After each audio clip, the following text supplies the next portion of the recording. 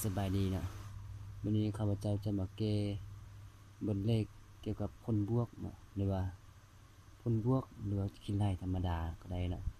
โดยที่เรานำใช้เอกพลผลจื่อ a กำลังสองลบให้ b กำลังสองเท่ากับ a ลบ b คูณด้วย a บวก b เนาะฉะนั้นเรามาเบิ่งบทเลขตัวนี้เนาะ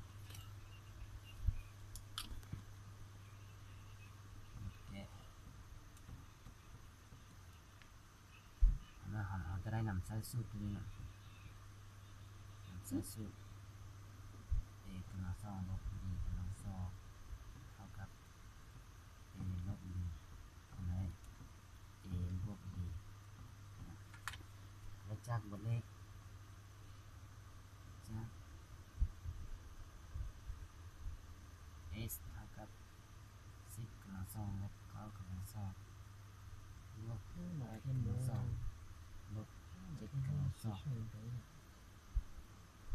ลบ6กำลังสองลบ5กำลังสองบวกจนฮอด2กำลังสองลบ1กำลังสองเนาะแล้วมาฮอดนี้เขาจับคู่ก็คือ9กับ10นี่เนาะ10กับ9 8กับ7 5กับ6 2กับ1เนาะ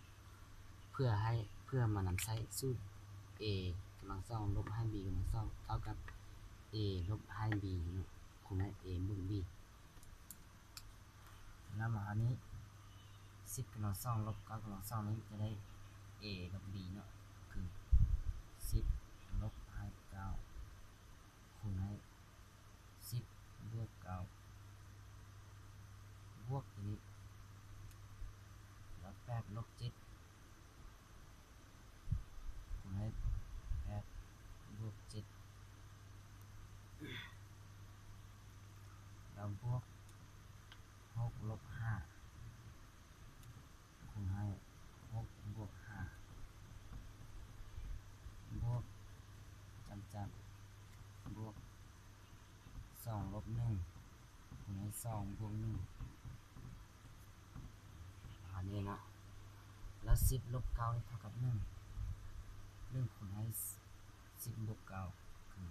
10บวกให้9บวก8ลบ7ก็คือ1บวกคูณให้8ลบ7ก็คือ8บวกให้7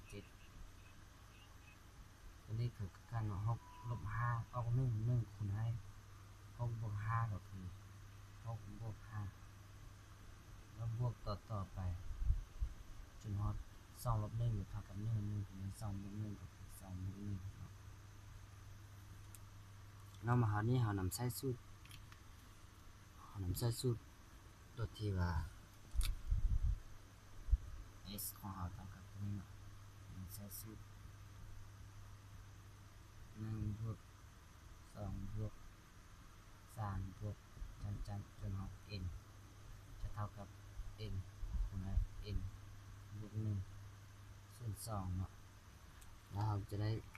1บวก2บวก3บวกกับ3จนฮอด10เนาะคือ s ของเราเท่าไหร่ s เท่ากับ n ของเราไม่10จะได้10คูณด้วย n บวก1ก็คือ10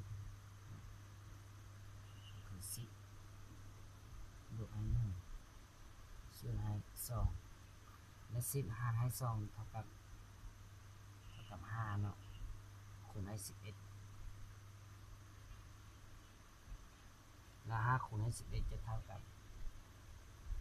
55ดังนั้น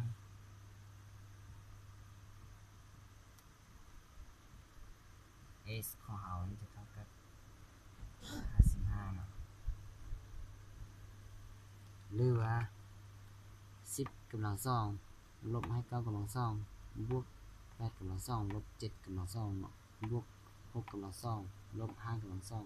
บวกต่อจนฮอด2กำลังสองลบ1กำลังสองนี่เท่ากับ55เนาะ